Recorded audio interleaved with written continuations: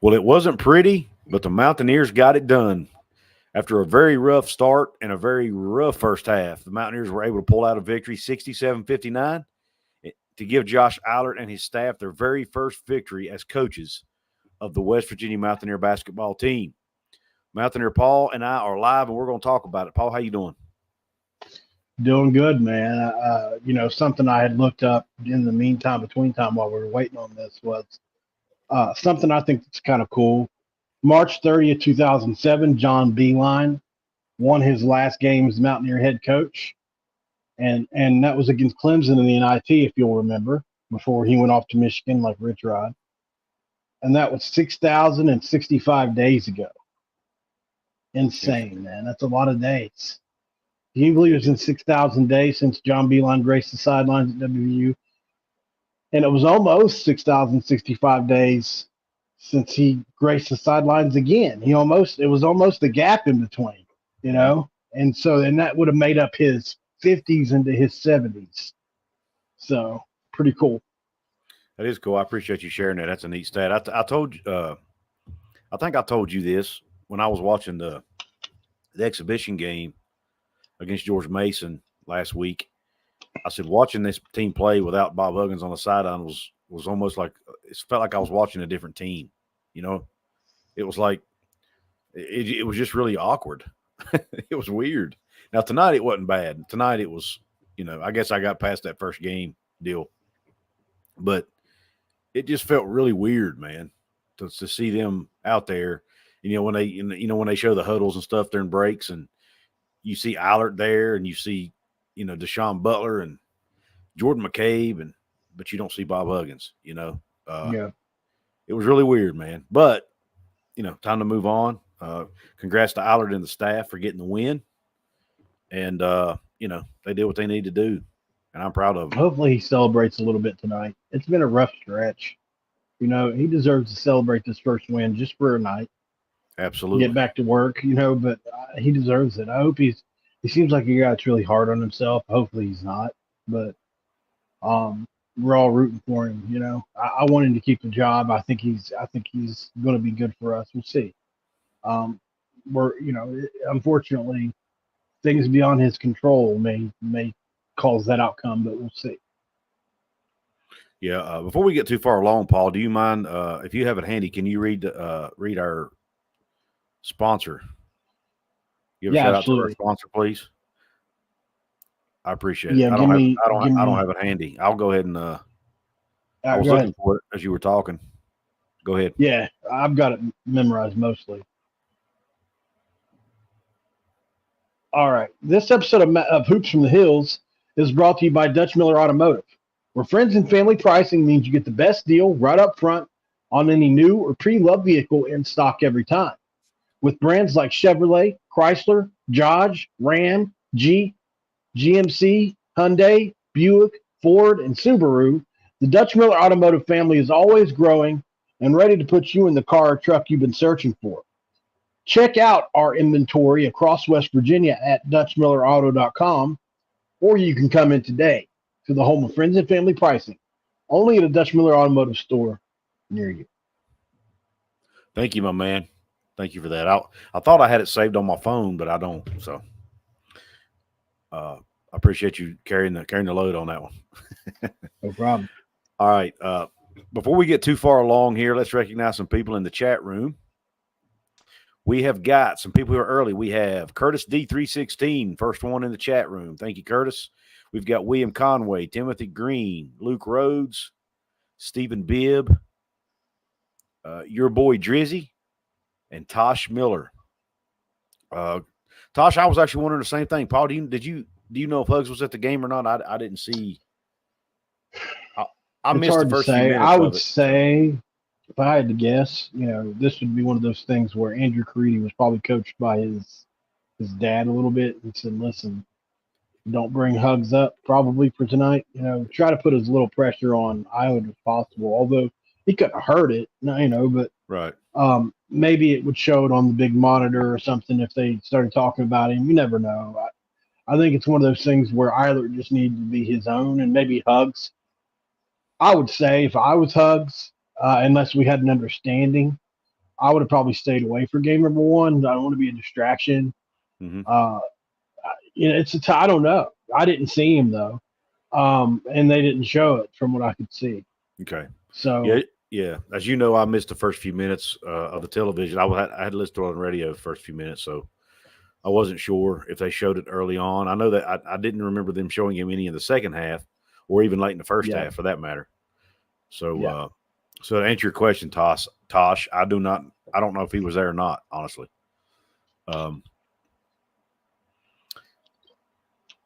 See, but let's look at some stats real quick. I'm not going to share the screen because I'm having some. Well, yeah, I'll go ahead and do that. I can do that with this.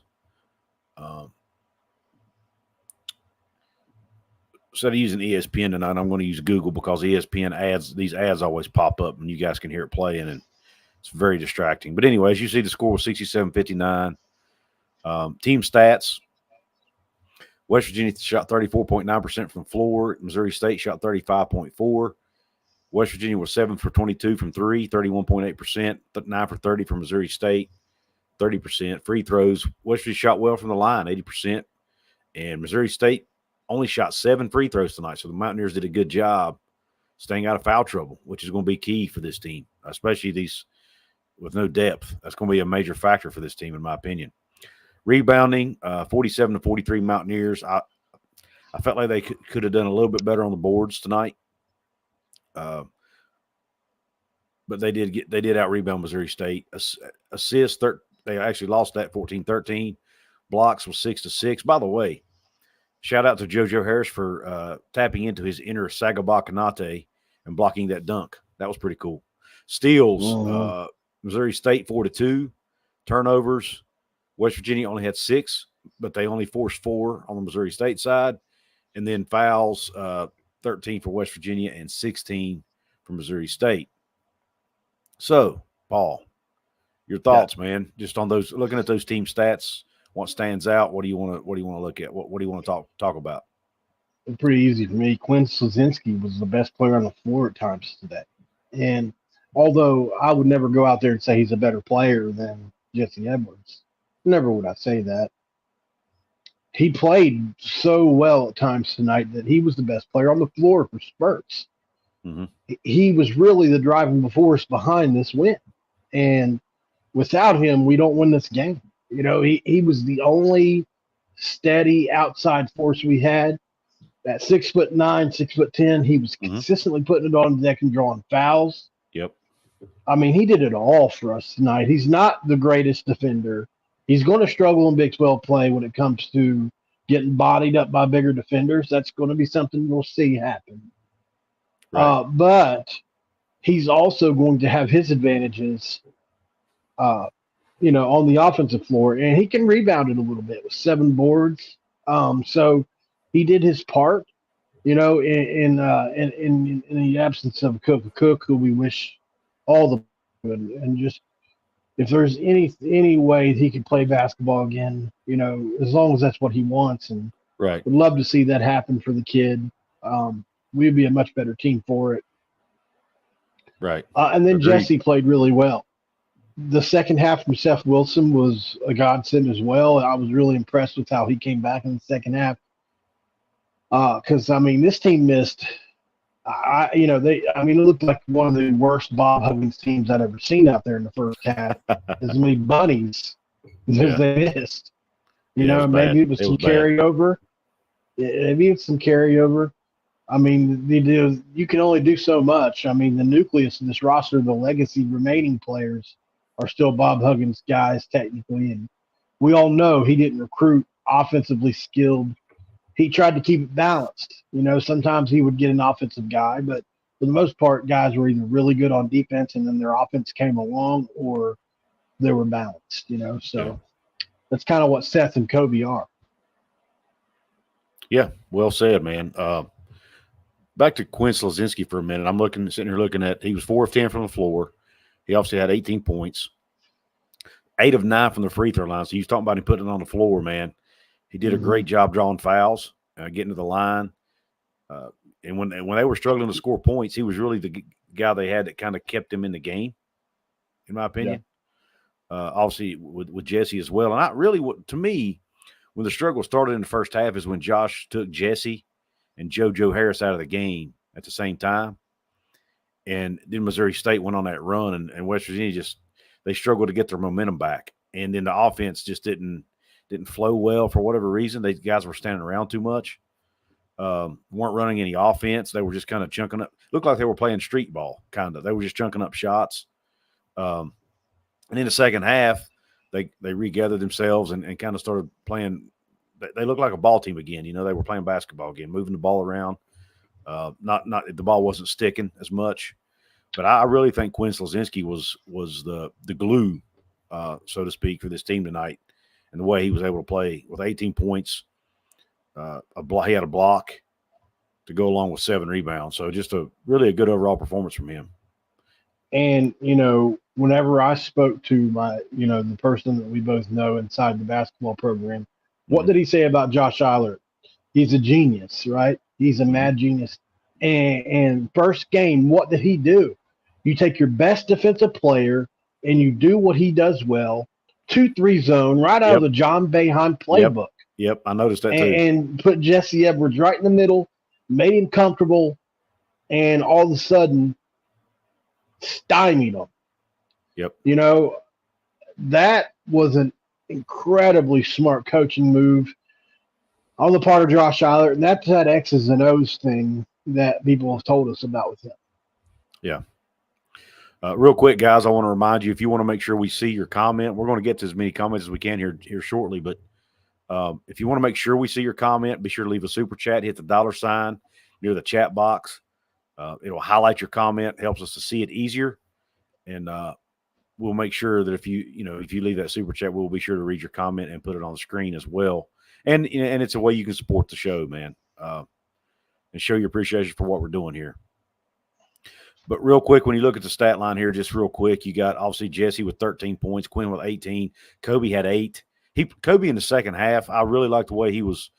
Kobe's going to be he could be a mismatch issue at times for certain guards this year, depending on obviously who they play, because of his ability to play inside as a guard and his size and his strength down low. Hopefully they'll find ways to take advantage of that, even more often going forward. Seth Wilson had 11 points, all coming in the second half. Josiah Harris with 9. I really like the energy he brought tonight. Ofri Nove with 4. That young man right there, he's going to have a bright future with this. He's only a freshman. So really, really bright future for him. Pat Sumnick came off the bench, gave some valuable minutes to allow Jesse some rest. He dropped 4 points, and then Jeremiah Bembry didn't score any points, but he did have a rebound on the night as they tried to get him adjusted to playing at this level. But Josh Eilert has said straight up, he's not ready.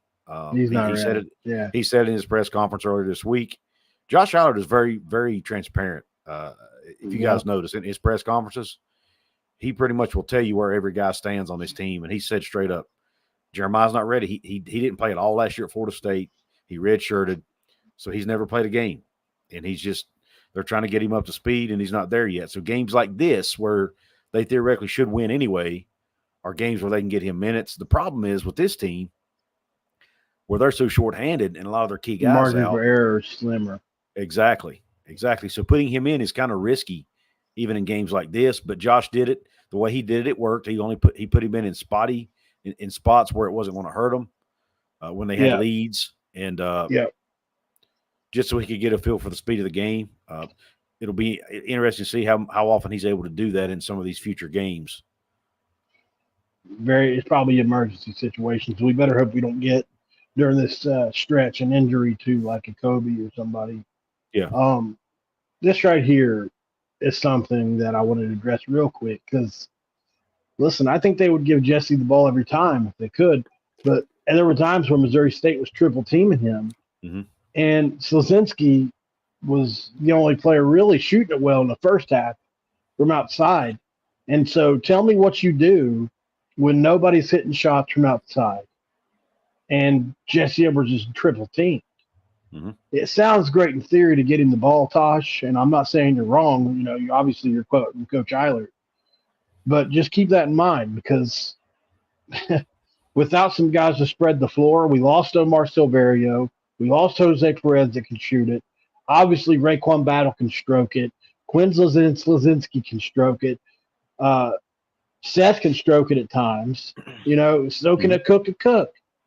But we're down to nothing. Literally, Kirk Reese is gone. So teams are going to focus in on Jesse during this stretch. We're going to have nights like this. And if we play a really good team, I'm going to be worried about this basketball team, guys. This is a great win, but there is a lot to be worried about, for me. This is coming from me. Yeah. This is a very short-handed, no depth kind of team right now. So we have to be real about that and adjust expectations accordingly. Unfortunately, the Cook loss could turn out to be as big as any loss because we were so short-handed there. And what he really brings on the defensive end of the floor, and what he was going to come along on offense too. And unfortunately, why his health is the foremost importance. It really truly is. We're a basketball show. We have to talk about that impact on it. So, absolutely. No, and you mentioned the expectations, and I guess for me, Paul, two reasons. I know you and I were chatting some in the first half at halftime, and I had other friends of mine messaging me too that were in panic mode, like we're terrible. I said, relax. It's one half of basketball. Okay, everybody relax. Because I remember a game, and I don't remember what season it was, but I'm pretty sure it was one of Huggins' first seasons at West Virginia. It was early on in his tenure, I think. It could have even been a Beeline team. I don't remember. But nonetheless, we were playing, I think it was Monmouth or somebody like that, or Bellarmine. It was a small school, mid-major program. We ended up winning the game 51-50. One of the worst games I've ever watched in my life. I mean, we looked awful. Barely won the game. If I'm not mistaken, that same team that year made a run in the tournament. So, game one of the season, man, it's game one. And especially here, you've got a guy, head coach for the first time in his career. You have a very young staff. We can't forget that. This staff is extremely young, guys, with the exception of the and I'm totally drawing a blank on his name, but the guy that used to coach at Texas Tech that was on the bench with him tonight. They have very, very little. DeMar Johnson has not even a full season of experience under his belt. McCabe has zero experience. He literally just graduated from college. And then Deshaun Butler has no experience in that role. Now, he's worked at the NBA level as a video coordinator or whatever, but as an actual on-the-court coach, I mean, these guys are learning on the job.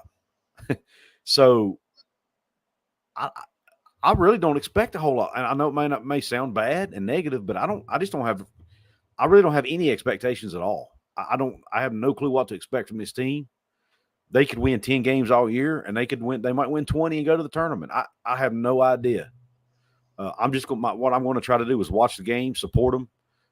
I'm sure I'll still get frustrated at times and mad at times, but like I always do. But it's just a really strange dynamic that I've never had as a fan before. And I don't really know how to handle it, to be honest with you, because I normally have expectations and I don't have any now, which maybe that's a good thing. It's probably better for my health. But like, I didn't get a bit excited in that first half. Did I shake my head a few times? Yeah. But I was like, okay, it's one half. We may lose this game, but oh well, it's one game, right? It's really weird for me to feel that way. But anyway, I know that was kind of a diatribe there, but no, I get what you're going from. I'm leaning a little bit more negative for this team. Now, obviously, things can happen. If we stay, like I said, 6-3, I'd like to be 7-2 or 8-1 whenever Kirk comes back, and by then you would think they should make a decision on Raekwon by game 9. Things could really start to go well for us at that point. We really just need two more players to really stretch, because then you've got Seth and Kobe through the bench, and because they're just not starters in the Big 12. I'm sorry, guys, they're not top half of the league starters. Let me say that. we need better players at those spots day in and day out in the Big 12. And hopefully that comes for us when Kerr comes back, and hopefully Raekwon gets approved. If it doesn't happen, maybe I'll eat my words, and I'll be glad to, just like I did with Garrett Green. I want us to win at the end of the day, but I'm going to state my opinions on things, and I just don't have a lot of confidence in those guys, night in, night out. And I know some people may disagree with that, but I think there are going to be struggles ahead for those two, especially, and Josiah as well, on the offensive end of the floor. Seth can shoot. He can get hot here and there. But I'm going to wait and see what the other two look like against a little bit better competition. I'm in wait and see mode. We just need them to, we just need a bucket or two from the outside a game from Kobe and Josiah. And we need Seth to kind of be a guy for us, 3-4 a game if we can get him there. And that way, because Josh has said it himself, this team is meant to be a spread out, filling lanes kind of team. This is not a no spacing kind of hugs team where everything's congested and ugly and we want to play beat up basketball. He wants to play pretty basketball. And unfortunately, I don't know if we had the dudes to do it 100% right now. That's what worries me the most. Yeah, and that's fair. And I have no idea, because we really didn't get to see a whole lot of Kobe last year, because according to Hugs, he was banged up and hurt most of the year, which kept him off the court more. He played, but he didn't get to play a lot, as much as Hugs probably wanted to put him out there. And Hugs even said himself, I don't know if he used the word liability, but he was a liability on the offensive end. But he was really good on the defensive end. So when Hugs needed to stop, he could put Kobe in the game. Seth was kind of the opposite. When Eric Stevenson was struggling last year, he needed somebody to shoot the ball. He'd bring Seth in, and Seth would hit 2 or 3 big shots. Seth led the Big 12 in three-point percentage last year. Right. No pressure situations, kind of some of it. Yeah. Now, I think that's where he did well. Right. He took fewer shots than a lot of the other guys, but still to shoot the ball, he did over. I think he shot around 45% or something like that. It was, really, really high percentage. That's good. Yeah. Yeah. But like you said, he's going to have to put up more shots now, so he's probably not going to shoot at that clip. But if he can shoot starters, if he can shoot it 35 to 40%, I think he'll be okay. We'll take that. But he's going to have to improve great. But he's got to improve on the defensive end. He has to. Tonight, for example, look at this. And I don't know if this was his guy necessarily, but just, for example, Chance Moore, 24 points for Missouri State. He was just hitting shots all over the place. And then you got Austin Mason put in 15. And apparently he's a male model. Who knew, right? We got that little bit of trivia during the game. Yeah, that was interesting. His brother's the most famous African American model in the world. Yeah. What a crazy stat. Yeah, really. Tyler Bay was 7. Caesar, he's going to be a good player. Cesar Edwards at 5. But that was really your highlights from Missouri State. And then with rebounding, their leading rebounder had 9. That was Donovan Clay. He played a good game tonight. He's second team all Missouri Conference player. You're expecting that. Yeah, he only scored 2 points, but he was really doing a good job on the boards, and I felt like he done a pretty good job on the defensive end as well. Curtis D316 says Ethan Bach. According to Ethan Bach, Josh Eilert has no update on Cook and Raekwon battle. Yeah, it's kind of what we look. I know the media's got to ask about it, but they're not going to know anything. When they know something, they're going to put it out an announcement. Yeah, yeah. I get it. You got to ask, but at this point, actually, it'll probably get leaked before right around the same time. Yeah. I wouldn't be surprised to see a guy like Trilly or somebody leak that. Yeah, when the time comes. Yep, that's a good point. I hadn't thought about that. Let's get to some of these comments, guys. I'm not going to be able to get to all of them. Like I said, if you want to make sure I do see it or we see it, go ahead and hit that super chat button. It'll highlight it for us. Mark, West Virginia says actually felt pretty good at half, being down 6 and only shooting 14%. Yeah, I knew as long as we can keep it, within a couple possessions. Really, I felt like if we could keep it in even in the single digits, I felt like we had a chance in the second half. Because if you guys remember, we were down at halftime in the exhibition against George Mason as well, and we were able to come back and win it. So I felt like as long as we could hang in there, the second half would be much better. They could make some adjustments. Okonkwo played 1 minute tonight. I saw that earlier. Yeah, he's not going to play a whole lot, I don't believe. Yeah, I just looked up a couple other players from, who all did we have transfer last year? I'm drawing a blank on my head. Joe Toussaint. Joe, no, not Joe, but the other guy, the other big, with Alabama. What's his last name? It just slipped my mind. I just looked at it. I'm a brain fart. Anyway, he's only got 2 points in almost the end of that game for Alabama. I just looked at it. What about Jimmy Bell? I haven't seen Jimmy Bell yet. He plays with Mississippi State, right? Yep. Let's get a couple updates. Did Arizona State play tonight? I really like Jimmy Bell. I wish that young man. I hope that young man does well at Mississippi State. I really liked him. He had a cool story. He worked his tail off and played hard for West Virginia. Yeah. He just really wasn't a fit for what, Doesn't look like Arizona State played. I was going to check on, obviously, and then, of course, everybody wants to know about Trey. Oh, yeah. Oh, and Jose, yeah. He's talking about Jose, I guess. Want to hear something crazy? What? Mississippi State and Arizona State play on the 8th. Do they? Yeah. So in 2 days. That's interesting. We'll know. Yeah. Eilert got so neither one of those got teams have played this year yet. So Jose Perez and Jimmy Bell play against each other. That'll be interesting. Yeah. Eilert got soaked in the locker room celebrating with the players. That's good, man. I'm happy for him. I really am. Knowing Josh, he probably not going to feel comfortable celebrating a whole lot. He's going to want to get back to work. Yeah, I'm sure.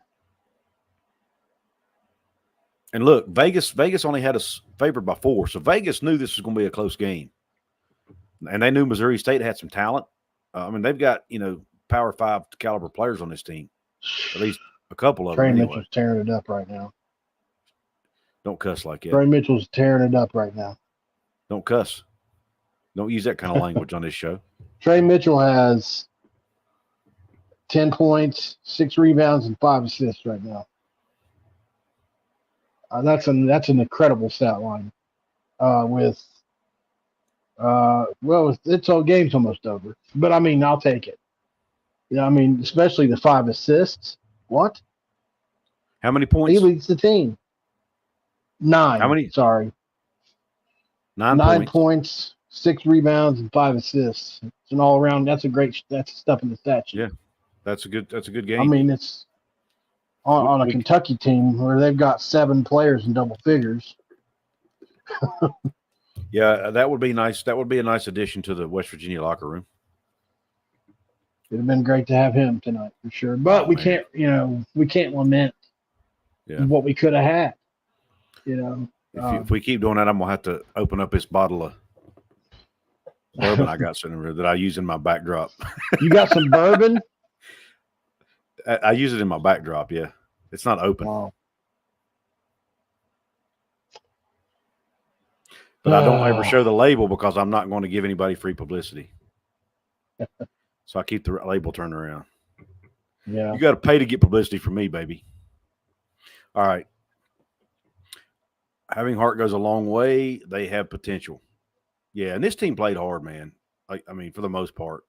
Paul, you mentioned the one play there.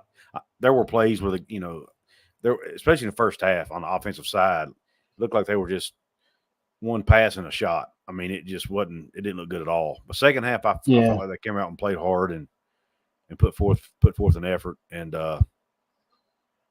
these are young guys for the most part, and at least some of them are. But I really think, I don't know if Paul, have you had a chance to listen to Quinn Slazinski's press conferences? Any? Yeah. He's a lovely kid. He is level-headed, and he's a man. He's a man, yeah. But he's going to be a good leader for this group, I think. Between him and Jesse, Yeah. I think they've got some good leadership on this team. So Mark. Oh, sorry. So no, I was Mark, just going to say, I think Kentucky. Yeah. Go for it. The entire Kentucky team has 6 turnovers, so he can't have very many.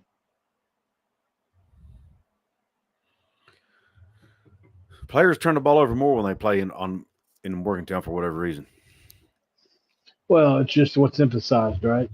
Defense, hustling, rebounds. I think this team will be different. Yeah. Yeah, but it's going to take, it takes a while to switch that stuff up, Yep. Especially the legacy players. Yeah, I got a feeling Joe Toussaint's going to tear it up this year at Texas Tech, too, to be honest with you. There's no doubt. Or do they play tonight? I don't know. I'm checking every game. I'll be doing this all year, every game. What Toussaint do tonight? What Mitchell do tonight? What Belda do tonight? What Perez do tonight? It's going to be misery all year long. What would Gee do tonight? What did Okonkwo do tonight? Tim Teff's, the last play was the best. Yeah, you talking about that tip play, Tim, with where Nave tipped it over to that was awesome. Dunk? That was cool. Yeah, I'm glad I drew that up on the sidelines for the team. I texted it to you. You did text it to me. I texted it to Paul. He drew it up and texted it to Eilert real quick. Or to yeah. Told you we have an insider. We have an insight into the program. And we did it like in 2 seconds. Who was I looking up just now? This nonsense. I done forgot who I was looking Joe up. Toussaint, maybe? Oh, Joe Toussaint. Oh, yeah. Okie State struggling. Interesting. A lot of teams are going to struggle. Early in the season, they don't play on rust. Wednesday. That's why I say I don't put a whole lot of – as long as you win these games, the main thing is to get out of these games with wins, especially with this young staff and this basically rebuilt team. You just got to get through the games and get wins, man. It doesn't matter if they're pretty. It doesn't matter because it's almost like practices to a degree. I mean, they count, but you got to kind of treat them as practices. You know what I mean? Mm-hmm. Like exhibition games almost. Just win them, get out of there with a win, keep your guys healthy, get on to the next one. And then by the time Big 12 plays rolls around, you'll be more polished and more ready to go. That's how I think. That's kind of how I look at it. Right. I mean, obviously you got to win them. You got to win them, but style points to me don't really matter in this case. Not this year anyway. Unless Raekwon comes back and they count again. You're right, Couz. This team so far just finds a way to win. John Kelly says, I like the comments made by Slazinski made after the game being interviewed on the court. Yeah, I didn't even see that. As soon as the game was over, what did he say? I didn't hear it either. But what did he say, John? If you don't mind, if it's not too much to type, let us know in the comments section.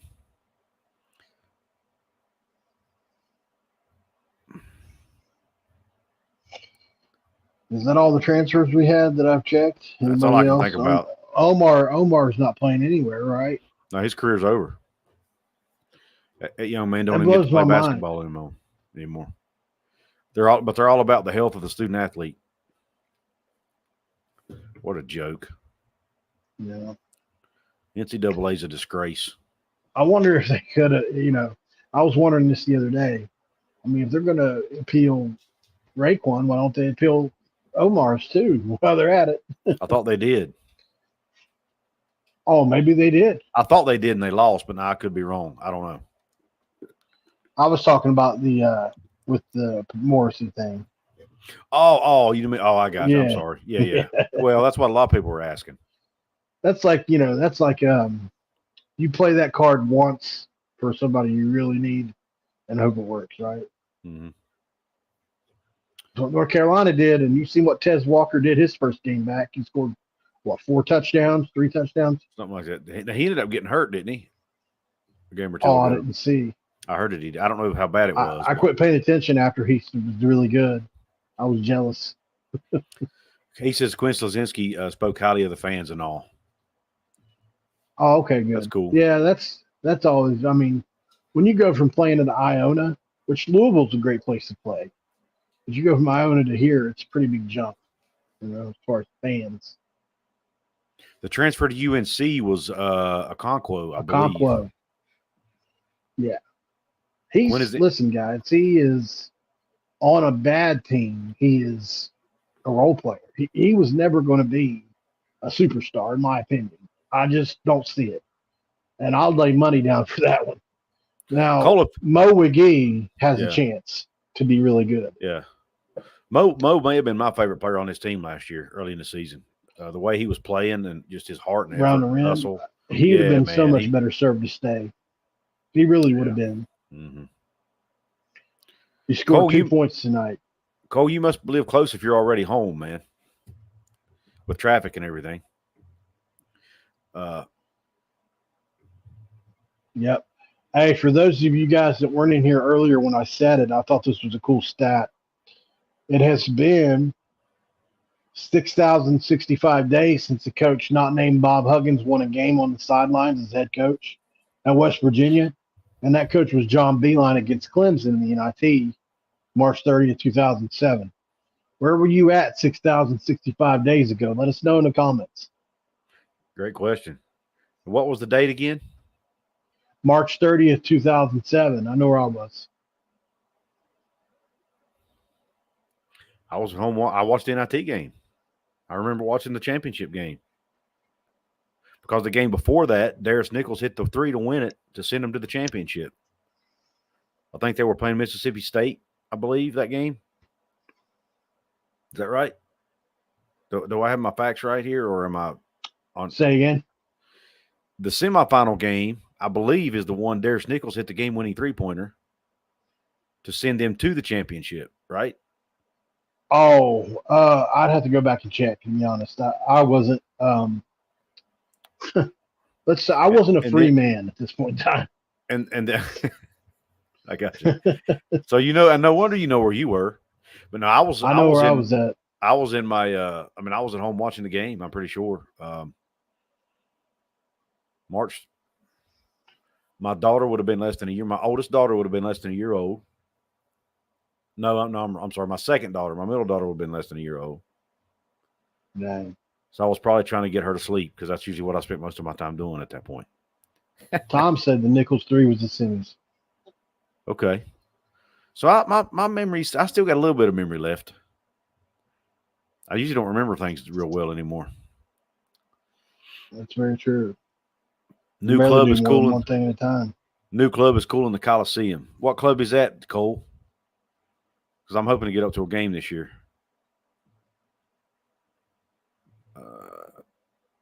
In 8th grade, you're a kid, Drizzy.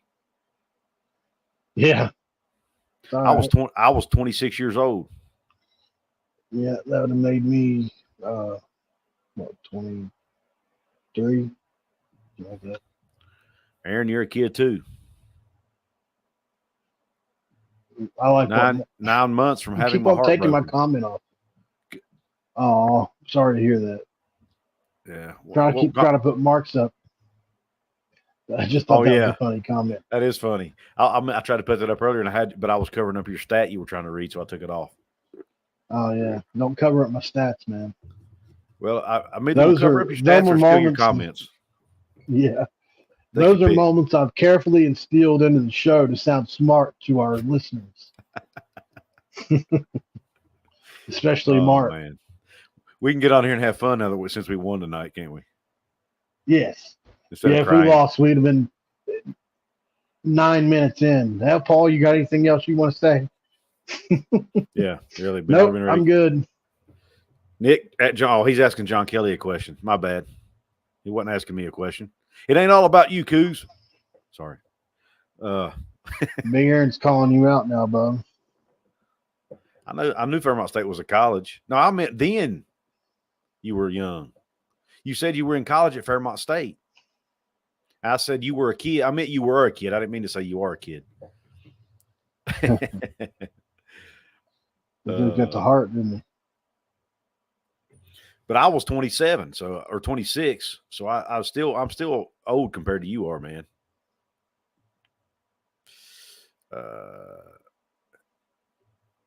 See, it's on the concourse level, full bar and free food. Wow, interesting.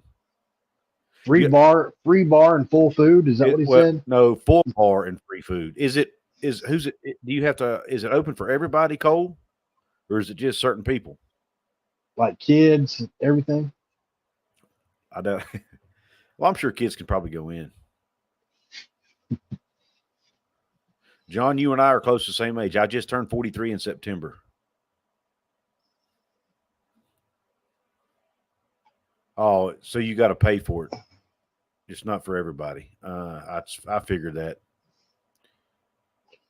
Can't have nothing. Mark said he was an old fart. He's only 47. Can't have anything nice without paying for it.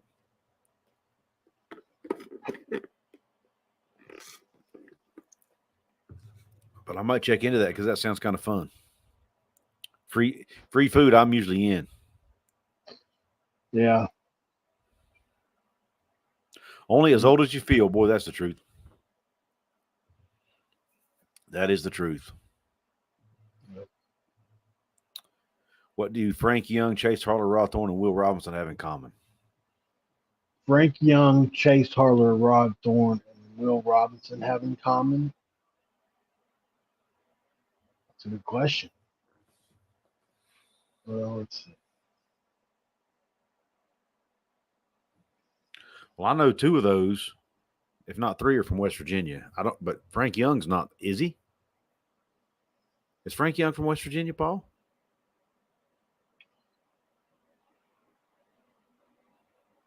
I don't believe he is. If he is, I missed it.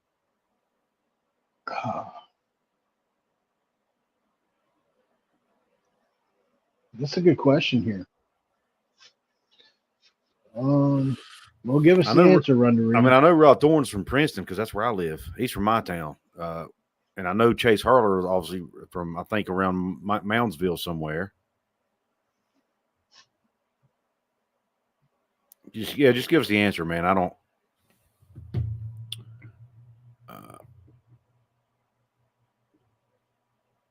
Yeah, Cole. I see what you're saying there. They got a club level. That's probably one of Renbaker's ideas for raising more money. I would say. Mm-hmm. Ren's all about making money, man, which is good. That's what we need him to do. Yeah. Mark, I'll try to remember to do that if I do make a game, man. I'm not 100% sure yet, but I usually try to make at least one a year. They all finish their career with a win.